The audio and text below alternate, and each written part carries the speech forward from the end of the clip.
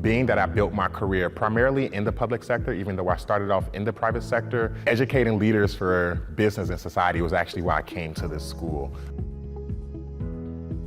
My name is Malik Dent. I'm a second-year MBA student, and before enrolling at SOM, I was Chief of Staff at the New York City Mayor's Office. One thing that surprised me about SOM is the variety of different ways that people envision making social impact in their careers, ranging from people who are more traditional as myself, who want to work at a foundation, but then there are other people who truly have a vision for making social impact in the investment banking landscape or making social impact in a consulting landscape, and this school just really helped me see different ways that it's truly possible. We truly have access to the larger Yale campus. I'm actually taking a joint interdisciplinary course with the Yale School of Architecture, the Yale School of Environment. I wanted to come to business school because I wanted to expand my network, and one of the best ways of doing so intentionally has really been joining student leadership. I am the president of the Black Business Alliance.